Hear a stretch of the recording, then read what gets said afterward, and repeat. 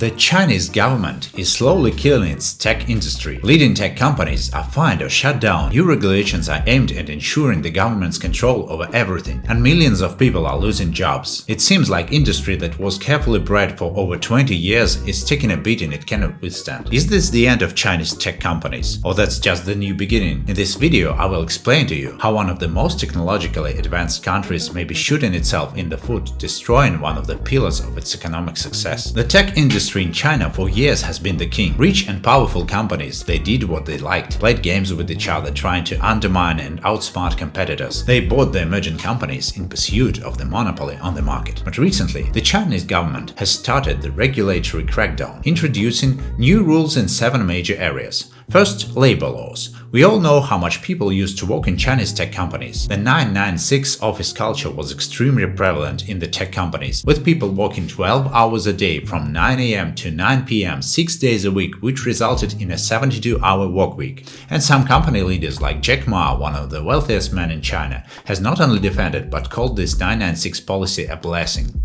Now the government will pay more attention to protecting employees from working overtime. Second, antitrust. The government decided to regulate the competition between companies, fining companies for violating the rules. Additionally, they have introduced the much stricter anti-monopoly laws, which should make it easier for emerging companies. Third, algorithms. The companies must disclose now when the algorithms for targeting are used and give the opportunity to turn those algorithms off and stop tracking. 4. Deception. The Chinese services and apps were filled with fake reviews, fake products and other non-existing offers. It even investigated over 3,000 cases and imposed fines for a total of over $31 million. 5. Financing. China wants Chinese companies to trade more on the Chinese stock exchange, thus tech companies are basically forced to do so. 6. Privacy. Instead of allowing companies to have full access to user data, the government has introduced the PIPL, aka Personal Information Protection Law. This law is aimed at protecting citizens from illegal data collection, uncontrolled personal data theft, etc. Then fines started coming, millions and millions of dollars worth. And 7. Limiting the problematic industries. The government has almost ended video games for teens by limiting the time to 3 hours per week and almost fully cancelled the after-school education to relieve some of the pressure on kids. These new regulations were not introduced slowly. These changes must have been implemented rapidly, so the investors as well as tech companies themselves were left in the shock state. Since 2021, the investors have been leaving the country, pulling over $1.5 trillion out of the Chinese tech market. But the international investors are not the only ones in pain. The Chinese tech companies are basically dying right now, drowning in fines, forced to lay off workers. In September of 2021, the government has fined Alibaba for $2.8 billion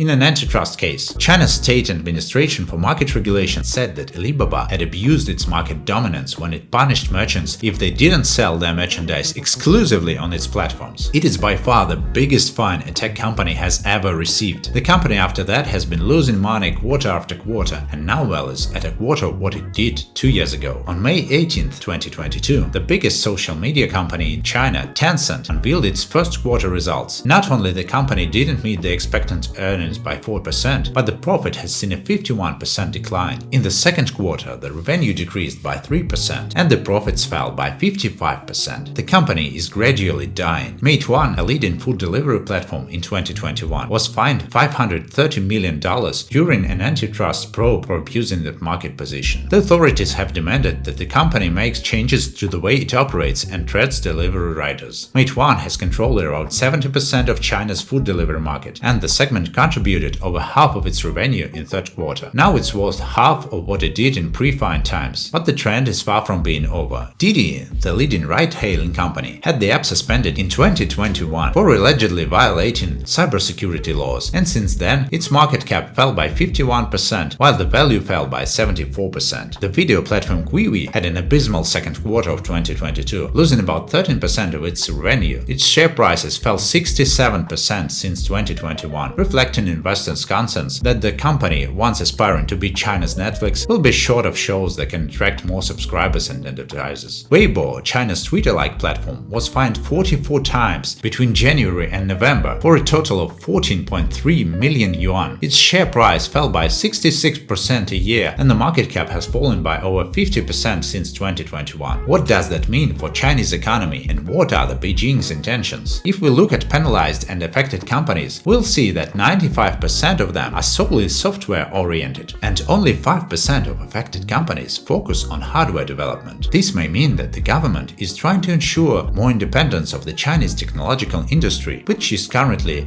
heavily reliant on the Western companies. The last 5 years plan released by the authorities emphasizes the focus on robotics, electrical vehicles and semiconductors. President Xi said, "Our dependence on core technology is the biggest hidden trouble for us. Heavy dependence on imported core technology is like building our house on top of someone else's walls. No matter how big and how beautiful it is, it won't remain standing during a storm." Beijing wants to focus on tech because the tech industry requires substantial financial investments, unlike software companies, which in comparison are relatively cheap to start. By limiting Chinese companies, the government is trying to hold the money inside China to switch companies into creating a better future in China. But now we can say that the plan is successful. For all we see, it is backfiring. The majority of layoffs happening in China are currently linked to tech companies struggling to comply with the regulations. In October, China's official unemployment rate was 5.5%, up half percentage point from the end of 2021. These layoffs hurt the job market, as it is filled with experienced and well-educated professionals who are willing to, but not allowed to work 996. However, with these layoffs, many people have resorted to a completely polar behavior called lying flat. Lying flat is a neutral expression, a harmless choice to strive for nothing more than what is essential for their survival. People are preferring to work lower-paid jobs and have enough time for their families, friends, and building their lives. This movement and shift in people's minds can possibly be a nail in the coffin of Chinese economic growth. Since the tech companies are still accounting for a major part of China's economy, the idea will spread and other industries will soon be affected. This will lead to significant slowdowns in production, development, and make China's economy weaker. Domestically, China's new regulations should have tangible economic benefits in the near term. Requiring firms to report data breaches should improve Chinese cybersecurity and protect intellectual property. Rules outlawing scams, false advertising, and misleading promotions should help prevent cybercrime against Chinese consumers. However, this may still have a negative effect on the company's well-being in China and abroad, even despite the government's plans to internationalize tech companies, enhance their international development capabilities